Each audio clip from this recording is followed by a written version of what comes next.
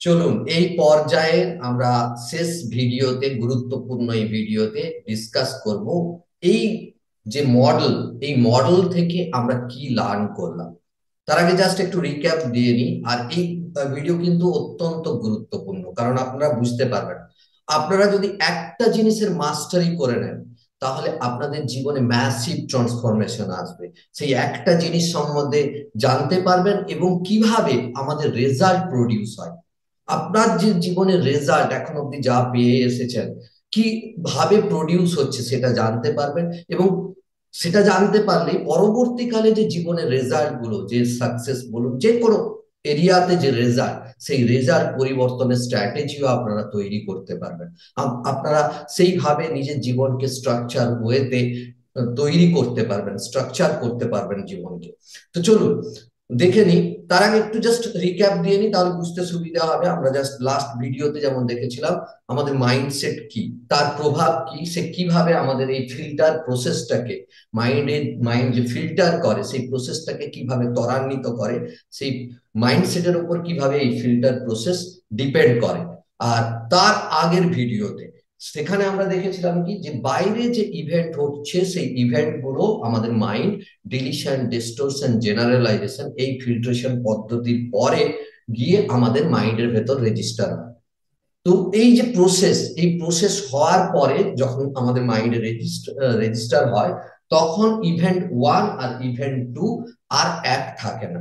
আর আমরা এক্সটার্নাল ওয়ার্ল্ডের অনুযায়ী বিহেভ করি না, যা আমাদের মাইন্ডে চলে, আমাদের যে চিন্তা চলে, এবং আমরা আমাদের মাইন্ডে যে পিকচার গঠন হয় কোনো ঘটনা সম্বন্ধে, তার অনুযায়ী আমরা বিহেভ করি, তার অনুযায়ী আমাদের আচরণ হয়, অ্যাকশন হয়, আর রেজাল্টও প্রডিউস হয়। এটা নির্দিষ্ট স্ট্র্যাটেজি আপনাদেরকে বলবো কি ব্যাপার, বা সেগুলো আপনি বিশদে ডিসকাস করব। তো দেখুন, তো এই মডেল থেকে, এখান থেকে একটা জিনিস বোঝার আছে যে E1, প্রথম আমরা যে এখান থেকে লার্নিংটা পেয়েছিলাম সেটা কি, E1 not equal to E2। অর্থাৎ বাইরে যা ঘটনা ঘটছে E1, সেই ঘটনা যখন মাইন্ডে রেজিস্টার হচ্ছে সেটা আর এক থাকছে না। অর্থাৎ দুটোর মধ্যে ডিফারেন্ট আছে। কেন? মাঝে একটা ফিল্টার হয়েছে, ডিলিট, ডিস্টোর্ট এন্ড জেনারেলাইজ হয়েছে, যার ফলে কি E1 not equal to E2। এটা হলো এই মডেলের ফার্স্ট লার্নিং। আচ্ছা, এবার বলুন, একই ঘটনা, ধরুন আপনি আর আপনার বন্ধু সেই ঘটনার সাক্ষী।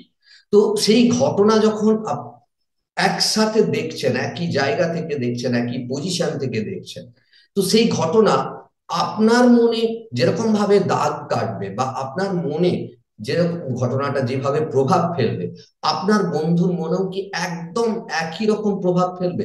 না। কেন? তার কারণও আমি বলেছি যে আমাদের মাইন্ডসেট ডিফারেন্ট। আপনার মাইন্ডসেট এবং আপনার বন্ধুর মাইন্ডসেট এক নয়। তাই এই ফিল্টারও সমানভাবে হবে না। অর্থাৎ বেশ কিছু জিনিস আপনি ডিলিট করবেন, আপনার বন্ধু অন্য কোনো জিনিসকে ডিলিট করবে, ডিস্টর্ট করবে, জেনারেলাইজ করবে।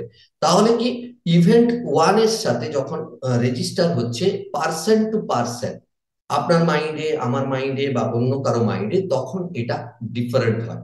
অর্থাৎ আমাদের যে পারসেপশন, যেটাকে ইন্টারনাল রিপ্রেজেন্টেশন বলা হয়, যা বাইরের ইভেন্টে যেভাবে আমরা রিপ্রেজেন্ট করছি আমাদের মাইন্ডে, সেটা কি হয়, পার্সন টু পার্সন ভ্যারি করে, সেম হয় না। কখনো ইভেন্ট টু, পার্সন ওয়ান এর ইভেন্ট টু পার্সন টু এর ইভেন্ট টু এর সাথে মিলবে না। দুজনের মাইন্ডসেট যেহেতু আলাদা, তাই পার্সন ইভেন্ট ওয়ান, এখান থেকে দ্বিতীয় লার্নিং আমরা কি পাচ্ছি, যে P1E2, অর্থাৎ পার্সন ওয়ান এর মাইন্ডে যা রিপ্রেজেন্ট করছেন, পার্সন টু এর মাইন্ডের রিপ্রেজেন্টেশনের সাথে সেম নয়। P2E2 is not is P1E1 is not equal to P2। এটা পার্সন টু পার্সন ভ্যারি করে। কি ইন্টারনাল রিপ্রেজেন্টেশন আমাদের মধ্যে গঠন হলো। তাই এই ইন্টারনাল রিপ্রেজেন্টেশনকে আমরা আমাদের এই যে সায়েন্স অফ মাইন্ড বা মেন্টাল ওয়েলনেস এর ভাষায় একে বলা হয় PIR, অর্থাৎ পার্সোনাল ইন্টারনাল রিপ্রেজেন্টেশন, যেটা পার্সন টু পার্সন ভ্যারি করে। আপনার পার্সোনাল একই ঘটনায় আপনার পার্সোনাল রিপ্রেজেন্টেশন আর আমার পার্সোনাল রিপ্রেজেন্টেশন এক হতে পারে না। তাই P1E2 never is equal to P2E2, কখনো এক হতে পারে না। এটা হলো আমাদের দ্বিতীয় লার্নিং এই মডেল থেকে। নেক্সট, তৃতীয় লার্নিং, এখান থেকে আমরা কি পাই সেটা দেখুন। দেখুন কি হচ্ছে অ্যাকচুয়ালি আমাদের মাইন্ডে পিআইআর যা চলছে, পিআইআর আর ফিজিওলজি, এই দুটো পরস্পরকে ইনফ্লুয়েন্স করে। আপনার ফিজিওলজি যেরকম থাকবে আপনার পিআইআর সেরকম হবে, আর আপনার পিআইআর যেরকম আপনার ফিজিওলজি সেরকম হবে। উদাহরণ দিলে খুব ভালো করে বুঝতে পারবেন। যেমন ধরুন আপনার মাইন্ডের মধ্যে দুঃখ চলছে, স্বাভাবিকভাবে অটোমেটিক দেখবেন আপনার চোখ নিচু হয়ে গেছে, ঘাড় ঝুঁকে গেছে, সিরদাঁড়া ঝুঁকে গেছে, আপনি গালে হাত দিয়ে চিন্তা করছেন, বা আপনি দুশ্চিন্তা করছেন, আপনি গালে হাত দিয়ে করছেন। অটোমেটিক আপনার ব্রিদিং প্যাটার্নেরও চেঞ্জ হবে। তো অটোমেটিক কি হয়, আপনার মনের মধ্যে যা চলছে আপনার ফিজিওলজিতে তার এফেক্ট পড়বে। আর উল্টোটাও সমান, আপনার ফিজিওলজি যেরকম থাকবে আপনার পার্সোনাল ইন্টারনাল রিপ্রেজেন্টেশনও সেরকম হবে। আপনার শরীর যদি খারাপ থাকে, কোনো ভালো ইভেন্টও আপনার জন্য ভালো লাগবে না। এর জন্য খুব ভালো একটা উদাহরণ হলো, ধরুন একটা বার্থডে পার্টিতে আপনি অ্যাটেন্ড করবেন, আপনি প্রস্তুতি নিলেন, সকাল থেকে প্রস্তুতি নিচ্ছেন, বার্থডে পার্টিতে আপনি অ্যাটেন্ড করবেন। তো বার্থডে পার্টি খুব এনজয় করার একটা পরিকল্পনা করেছেন, এবং কখন অ্যাটেন্ড করবেন, কিভাবে অ্যাটেন্ড করবেন, কি গিফট দেবেন, সেখানে কে কে থাকবে, সেখানে হয়তো আপনারা ঠিক করেছেন যে সবাই মিলে একটু বেশ খাওয়া দাওয়া করব, আনন্দ করব।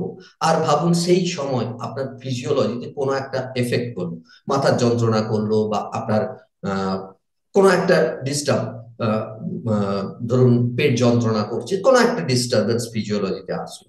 আপনি এবার বলুন সেই যে ইভেন্টটা তো সেম, মানুষগুলোও সেখানে সেম থাকবে, সেখানে যা প্রোগ্রাম রেডি করা হয়েছে সেটাও সেম চলবে, কিন্তু আপনার ওই ফিজিওলজি নিয়ে আপনার যখন মাথা যন্ত্রণা করছে, সেই ইভেন্টটা কি আপনার জন্য সেম লাগবে না। তাহলে কি পিআইআর, তখন আপনার পিআইআর পার্সোনাল ইন্টারনাল রিপ্রেজেন্টেশন সেই ইভেন্টটার জন্য চেঞ্জ হবে। কেন? কারণ আপনার ফিজিওলজি সেই সময় ঠিক নেই। আবার দেখবেন আপনি যখন কনফিডেন্সে থাকেন, অটোমেটিক আপনার চেস্ট ওয়াইড হয়ে যায়, আপনার সিট দ্বারা সোজা থাকে, ঘাড় উঁচু থাকে। যে কোনো কনফিডেন্সের মানুষকে, যারা কনফিডেন্সে আছে, সেই সমস্ত মানুষকে দেখবেন, দেখলেই বুঝতে পারবেন যে মানুষটি কনফিডেন্সে আছে। তার চোখের একটা উজ্জ্বলতা, মুখের মধ্যে একটা উজ্জ্বলতা, তার ব্রিদিং প্যাটার্নের মধ্যে চেঞ্জেস, এগুলো সবকিছু লক্ষ্য করতে পারবেন। তার মানে কি, তার পার্সোনাল ইন্টারনাল রিপ্রেজেন্টেশন বা তার মনের মধ্যে যে চিন্তা চলছে একটা কনফিডেন্স, আর অটোমেটিক্যালি তার এফেক্ট পড়ছে তার শরীরের উপর। আপনি যখন খুশিতে থাকেন, কখনো আপনাকে চিন্তা করে হাসতে হয় না, আপনার মুখে স্মাইল কখনো চিন্তা করতে হয় না যে ওকে এই সময় আমি খুশিতে আছি, একটু হেসে নি, অটোমেটিক হয়ে যায়। খুব দুঃখ পেলে অটোমেটিক চোখ দিয়ে জল বেরিয়ে আসে। কেন? ইচ্ছে করে কাঁদতে হয় না, অটোমেটিক এটা। কারণ কি, এর এফেক্ট যখন যেভাবে আপনার পিআইআর চলবে তার এফেক্ট অটোমেটিক আপনার বডিতে আসবে, আর বডি যেরকম সেই অনুযায়ী আপনার পার্সোনাল ইন্টারনাল রিপ্রেজেন্টেশন গঠন হবে। অর্থাৎ একে অপরকে ইনফ্লুয়েন্স করে, পরস্পর প্রভাবিত করে। এটা হলো 3 নম্বর। ওকে, এবার 4 নম্বর পয়েন্টে আসছি, যেটা হলো স্টেট। গুরুত্বপূর্ণ, অত্যন্ত গুরুত্বপূর্ণ, স্টেট অফ মাইন্ড, মানসিক দশা, যেটা অত্যন্ত গুরুত্বপূর্ণ। আর আপনি যদি একটা জিনিসের মাস্টারি করেন, স্টেট অফ মাইন্ড, তাহলে কিন্তু আপনার জীবন অত্যন্ত পজিটিভ ওয়েতে এগোবে, অত্যন্ত পজিটিভ ওয়েতে। তো স্টেট কি? স্টেট হলো 3 নম্বর লার্নিং। আমরা কি পেলাম এখান থেকে? 3 নম্বর লার্নিং পেলাম যে আমাদের ফিজিওলজি এবং পিআইআর পরস্পরকে ইনফ্লুয়েন্স করে, পিআইআর পরস্পরকে ইনফ্লুয়েন্স করে, একে অপরকে ইনফ্লুয়েন্স করে। আর 4 নম্বর যেটা আমি এক্ষুনি আলোচনা করলাম আমাদের স্টেট। স্টেট তৈরি হয় কি করে? মানসিক দশা। মানসিক দশা তৈরি হয় আমাদের পিআইআর এবং ফিজিওলজি মিলিত হয়ে আমাদের স্টেট, স্টেট অফ মাইন্ড তৈরি হয়। স্টেট অফ মাইন্ড তৈরি হয়। মানসিক দশা, আপনি কোন মানসিক দশাতে আছেন, থাকবেন, এটা ডিপেন্ড করে সেই মুহূর্তে, সেই সিচুয়েশনে আপনার পিআইআর কি, পার্সোনাল ইন্টারনাল রিপ্রেজেন্টেশন কি, এবং তার সাথে আপনার ফিজিওলজি কি। আর স্টেট অফ মাইন্ড অত্যন্ত গুরুত্বপূর্ণ জিনিস। সিম্পল উদাহরণ একটা দিচ্ছি আপনাকে। ধরুন আপনি অফিস থেকে ফিরলেন বাড়িতে, আর অফিসে সেদিনকে আপনার খুব সুন্দর একটা অনুষ্ঠান হয়েছে, আপনি ভালো কাজ করেছেন, আপনার বস আপনাকে অ্যাপ্রিসিয়েট করেছে, আপনি বাড়িতে ফিরলেন। দুটো সিচুয়েশন বলছি। আপনি বাড়িতে ফিরলেন, বাড়িতে ফেরার পরে আপনার ফ্যামিলির মেম্বার কেউ আপনাকে হয়তো বলল যে, কোনো একটা ব্যাপার নিয়ে বললো যে এটা এটা বাড়িতে নেই, আর এটা আনতে হবে বা এটা নিয়ে আসেননি, আপনাকে বললেন। আপনি দেখবেন সাথে সাথে আপনার যে রিয়াকশন সেটা সম্পূর্ণ চেঞ্জ হবে। আপনি খুশিতে সেটাকে অ্যাপ্রিসিয়েট করবেন, ওকে আমি একটু জাস্ট চেঞ্জ করে আমি বাজারে গিয়ে জিনিসটা নিয়ে আসবো।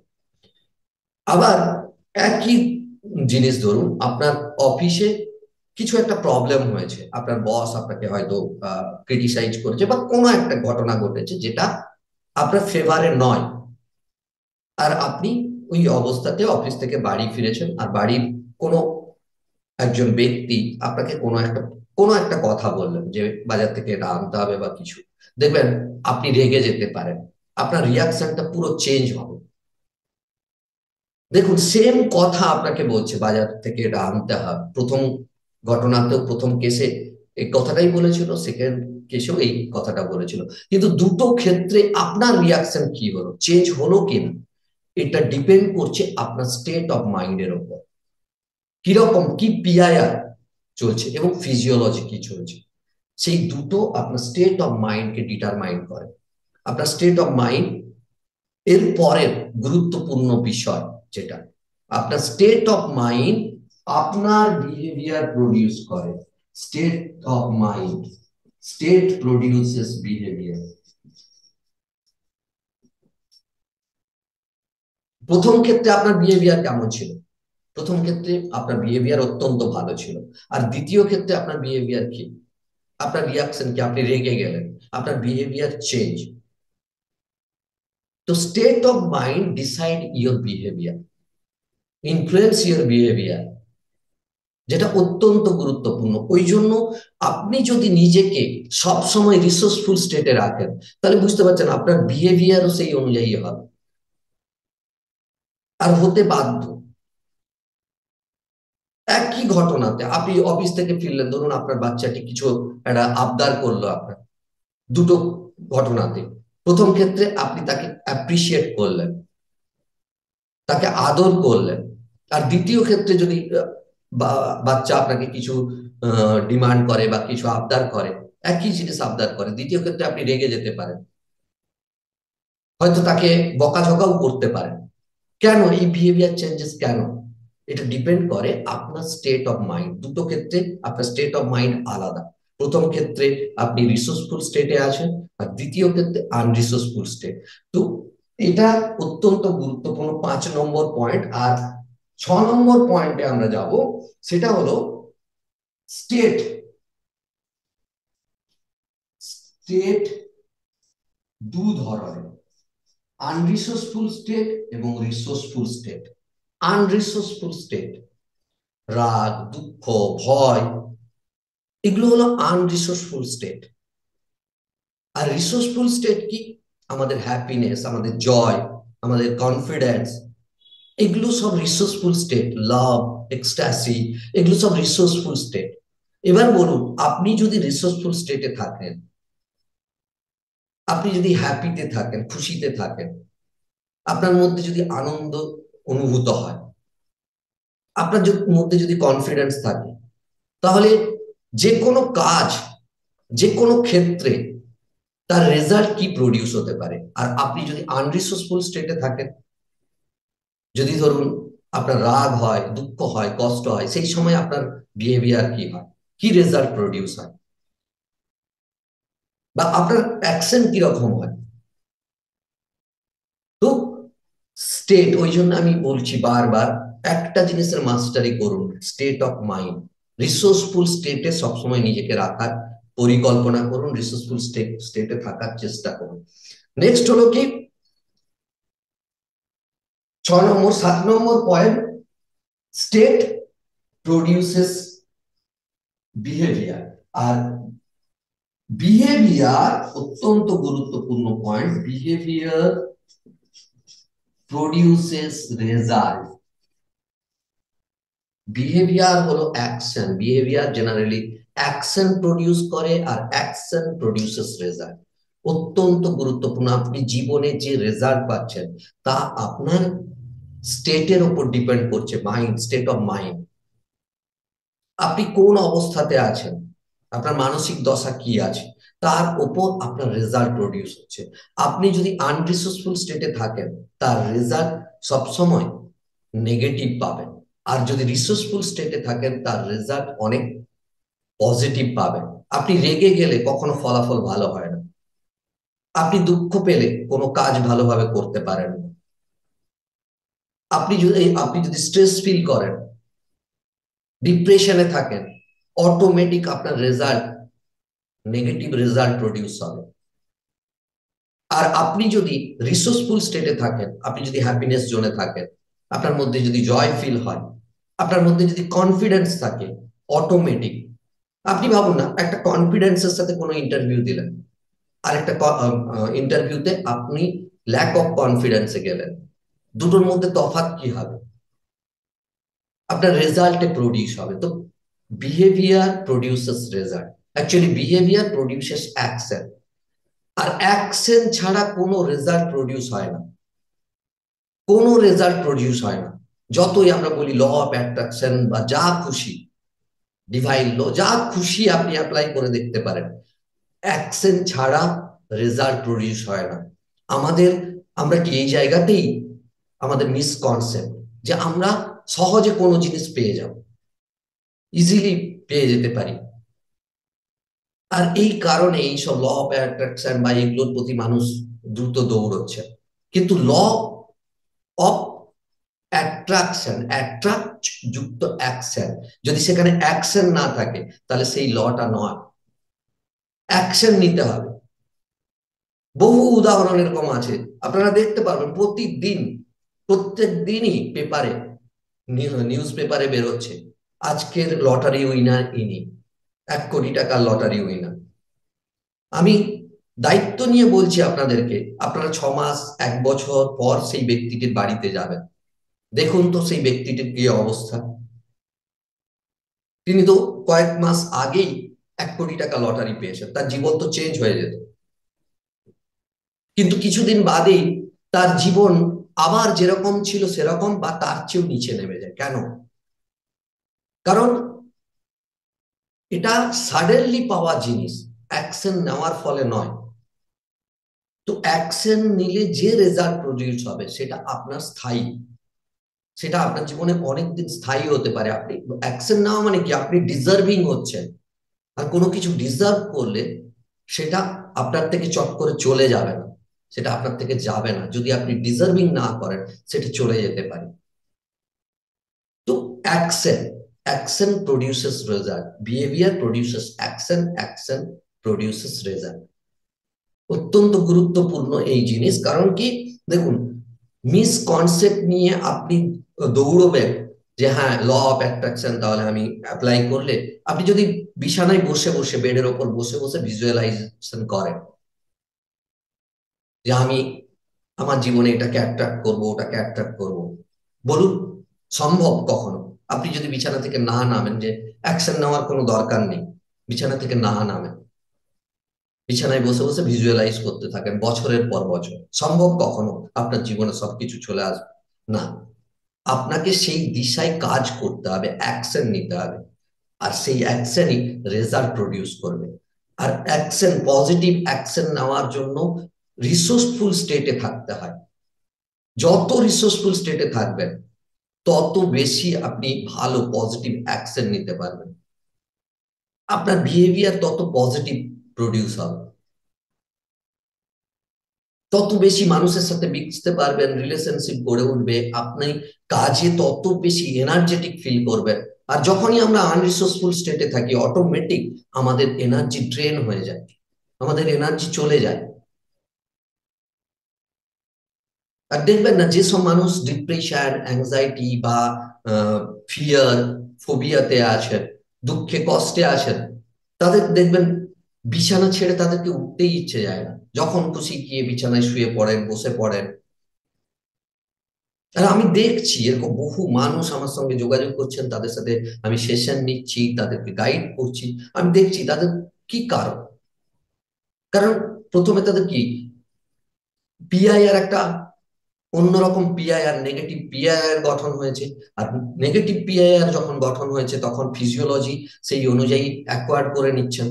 আর অ্যাকোয়ার করে নেওয়ার ফলে অটোমেটিক তাদের যে স্টেট অফ মাইন্ড সবসময় আনরিসোর্সফুল স্টেটে, বেশিরভাগ সময়টাই আনরিসোর্সফুল স্টেটে আছে। আর আনরিসোর্সফুল স্টেটে থাকা মানে রেজাল্টটাও সেরকম প্রডিউস হচ্ছে। অনেকে তো চাকরি ছেড়ে দিয়ে এই জন্য সামান্য কারণে, আনরিসোর্সফুল স্টেটে থাকার জন্য চাকরি ছেড়ে দিয়ে বাড়িতে বসে আছে দীর্ঘদিন, মাসের পর মাস, কাজ করতে ইচ্ছে যাচ্ছে না, এনার্জি পাচ্ছেন না। তার কি শারীরিক ক্ষমতা চলে গেছে? না। আপনারা খুব সিম্পল একটা উদাহরণ দিচ্ছি, দেখবেন অনেক বড় বড় প্লেয়ার একটা ম্যাচ ভালো খেললেন, একটা সিরিজ খুব ভালো খেললেন, পর পর পর পর সেঞ্চুরি, হাফ সেঞ্চুরি করলেন, তারপরের সিরিজে হঠাৎ করে পর পর পর পর 0-10 কম রানে আউট হচ্ছেন। কেন? তিনি কি খেলা ভুলে গেছেন? না, খেলা ভোলেননি। তিনি কি টেকনিক ভুলে গেছেন? না। তার শারীরিক ক্ষমতা চলে গেছে? না। তাহলে কি হয়েছে? তার স্টেট অফ মাইন্ড, তার স্টেট অফ মাইন্ডটা চেঞ্জ হয়েছে। যখন তিনি সিরিজে, তার আগের সিরিজে যখন সেঞ্চুরি করছিলেন, হাফ সেঞ্চুরি করছিলেন, তখন তিনি রিসোর্সফুল স্টেটে ছিলেন। আর যে সিরিজে তিনি পর পর পর পর 0 করছেন বা 10-20 করছেন, সেই সিরিজে তার স্টেট অফ মাইন্ড চেঞ্জ হয়ে গেছে। তো মানসিক দশা উপর ডিপেন্ড করছে আপনার রেজাল্ট। একজন প্লেয়ার একদিনে খেলা ভুলতে পারেন না, দুদিনে খেলা ভুলতে পারেন না, টেকনিক ভুলতে পারেন না, কিন্তু কি হয়, তার স্টেট অফ মাইন্ডটা চেঞ্জ হয়। আর আপনি ভাবুন, আপনি এরকম কেউ আপনার সামনে এলেন, একজন সেলিব্রিটি হোক বা যে হোক, আপনার সামনে এলেন, তার যদি আপনি স্টেটটাকে চেঞ্জ করে দিতে পারেন, অটোমেটিক তার রেজাল্ট চেঞ্জ হবে। তো কত ভ্যালুয়েবল জিনিস, আপনার নিজের জীবনেও যেমন ভ্যালু অ্যাড করবে, সেরকম আপনিও কাউকে এটা শিখিয়ে বা কাউকে এটা জানিয়ে তার স্টেটটাকে চেঞ্জ করতে পারেন। স্টেট অফ মাইন্ড, অত্যন্ত স্টেট অফ মাইন্ড আমাদের রেজাল্ট, বিহেভিয়ার প্রডিউস করে, আর বিহেভিয়ার আমাদের রেজাল্ট প্রডিউস করে। তো এই কনসেপ্ট আশা করি ক্লিয়ার হলো। এখান থেকে আমরা যে লার্নিং গুলো পেলাম এটা আশা করি ক্লিয়ার হলো। প্রথম আমরা কি পেলাম, যে E1 বাইরে যে ইভেন্ট করছে, সেই ইভেন্ট আর আমাদের মাইন্ডের যে ইভেন্ট, যে আমরা আমাদের মাইন্ডে যা রেজিস্টার হচ্ছে সেটা এক নয়। Event 1 not equal to event 2, because এখানে একটা ফিল্ট্রেশন পদ্ধতি ঘটেছে, ডিলিশন, ডিস্টোরশন, জেনারেলাইজেশন। এবং সেটা কিসের উপর বেস করে? আমাদের মাইন্ডসেটের উপর বেস করে। মাইন্ডসেটের নির্দিষ্ট ভিডিও আপনারা পেয়ে গেছেন, অত্যন্ত গুরুত্বপূর্ণ ভিডিও। আর এরপর কি দ্বিতীয়, এখান থেকে দ্বিতীয়, এই মডেল থেকে দ্বিতীয় লার্নিং কি? দ্বিতীয় লার্নিং হলো যে পার্সন টু পার্সন এই রিপ্রেজেন্টেশন ভ্যারি করে। একই ঘটনা দুজন যদি সাক্ষী থাকেন, দুজনের পার্সোনাল ইন্টারনাল রিপ্রেজেন্টেশন আলাদা হবে। তাই P1 E2 personal internal representation, P1 E2 is not equal to P2 E2। দুজন ব্যক্তির মধ্যে এটা পার্থক্য হবে, কারণ দুজনের মাইন্ডসেট ডিফারেন্স। আর তৃতীয় পয়েন্ট আমরা এখান থেকে দেখেছি আমাদের ফিজিওলজি আর পিআইআর পরস্পরকে ইনফ্লুয়েন্স করে। আপনার ফিজিওলজি যেরকম সেরকম আপনার স্টেট অফ আপনার পার্সোনাল ইন্টারনাল রিপ্রেজেন্টেশন হবে। আপনার শরীর যদি অসুস্থ থাকে, খারাপ থাকে, কোনো আনন্দের ঘটনাও আপনার কাছে ততটা আনন্দের এফেক্ট ফেলবে না। আর ঠিক উল্টোটাও তাই হয়, আপনার মন যদি খারাপ থাকে, আপনার মন যদি ভালো না থাকে, সেই সময় ভালো কোনো ঘটনা আপনার শরীর সেটাকে সাপোর্ট করবে। দুঃখ পেলে অটোমেটিক আমাদের শরীরে আমাদের মন তাকে সাপোর্ট করে না, অর্থাৎ আমাদের মানসিক অবস্থা যদি খারাপ থাকে তখন সেই সময় কি হয়, আমাদের ঘাড় ঝুঁকে যায়, আমাদের চোখ নেমে যায়, আমাদের ব্রিদিং প্যাটার্ন চেঞ্জ হয়, শিরদাঁড়া ঝুঁকে যায়। হুম, যে কোনো দুঃখে আছেন এরকম মানুষকে দেখলেই বুঝতে পারবেন তার মনের মধ্যে কি চলছে। তো পিআইআর ফিজিওলজির ওপর এফেক্ট ফেলে। আর এটা যদি দীর্ঘদিন চলতে থাকে তাহলে বুঝতে পারছেন যে আমাদের এই যে ডাইজেশন সিস্টেম, বদহজম কেন হয়, দীর্ঘদিন ধরে দুশ্চিন্তায় থাকা, ব্লাড সুগার, ব্লাড প্রেশার এগুলোও বাড়তে থাকে। কেন? দীর্ঘদিন ধরে যদি পার্সোনাল ইন্টারনাল রিপ্রেজেন্টেশন অর্থাৎ মানসিক দশা ঠিক না থাকে, মানসিক অবস্থা ঠিক না থাকে, স্বাভাবিকভাবে তার এফেক্ট পড়বে আমাদের ফিজিওলজির উপর, আমাদের বডির উপর। নেক্সট হলো পিআইআর আর ফিজিওলজি দুজনে মিলিত হয়ে স্টেট অফ মাইন্ড তৈরি করে। স্টেট অফ মাইন্ড অত্যন্ত গুরুত্বপূর্ণ জিনিস। আপনার মানসিক দশা সেটা তার কিসের উপর ডিপেন্ড করছে, আপনার মনের মধ্যে কি চলছে, কোনো ঘটনা আপনার মনে কি প্রভাব ফেললো, প্লাস সেই সময় আপনার ফিজিওলজি, দুটো মিলিত হয়ে আপনার পিআইআর। যে কোনো ঘটনা সেই মুহূর্তে আপনার পিআইআর এবং আপনার ফিজিওলজি দুটো মিলিত হয়ে আপনার স্টেট অফ মাইন্ড অর্থাৎ মানসিক দশাটাকে সৃষ্টি করে। আর নেক্সট হলো state of mind produces behaviour. হ্যাঁ, তার আগে একটা বলে নিই, আমরা 6 নম্বরকে 5 নম্বরে তুলে আনতে পারি যে স্টেট অফ মাইন্ড দু ধরনের, একটা হলো আনরিসোর্সফুল স্টেট আর আরেকটা হলো রিসোর্সফুল স্টেট। আনরিসোর্সফুল স্টেট অর্থাৎ আমাদের রাগ, দুঃখ, কষ্ট এগুলো সব আনরিসোর্সফুল স্টেট, আনহ্যাপিনেস এগুলো সব আনরিসোর্সফুল স্টেট। আর রিসোর্সফুল স্টেট কোনগুলো? রিসোর্সফুল স্টেট গুলো হলো আমাদের কনফিডেন্স, লাভ, এক্সট্যাসি, হ্যাপিনেস, এগুলো সব রিসোর্সফুল স্টেট। তো আমরা যদি সব বেশিরভাগ সময়টা রিসোর্সফুল স্টেটে থাকি, অটোমেটিক আমাদের জীবনে তার রেজাল্ট আমরা পাবো। তো সেটাও আমরা দেখেছি যে আমাদের স্টেট প্রডিউসেস বিহেভিয়ার, আমাদের আচরণ প্রডিউস করে। আপনি কি আচরণ করবেন, কখন কি আচরণ করবেন তা ডিপেন্ড করছে আপনার স্টেট অফ মাইন্ড কি। অনেক সময় দেখুন ভালো কথাও আপনার শুনতে ভালো লাগছে না, কেন? কারণ সেই মুহূর্তে আপনার স্টেট অফ মাইন্ড ঠিক নেই, আনরিসোর্সফুল স্টেটে আছেন। তো অটোমেটিক ভালো কথাটাও আপনার জন্য তেতো হয়ে উঠবে। আবার অনেক সময় খুব একটা হয়তো কেউ আপনার সঙ্গে একটা ক্রিটিসাইজের কথা বললো, সেটাও হয়তো আপনি হেসে উড়িয়ে দিলেন। কেন হয়? কারণ আপনার সেই সময় মানসিক দশা ভালো, স্টেট অফ, আপনি রিসোর্সফুল স্টেটে আছেন।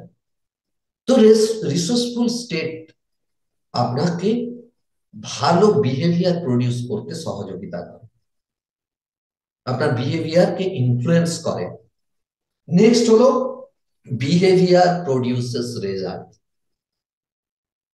বিহেভিয়ার অ্যাকচুয়ালি অ্যাকশন প্রডিউস করে। আপনি কি কিরকম অ্যাকশন নেবেন, কিভাবে অ্যাকশন নেবেন, সেটা ডিপেন্ড করে আপনার আচরণের ওপর, আপনার মানসিক দশা, আপনার আচরণের ওপর।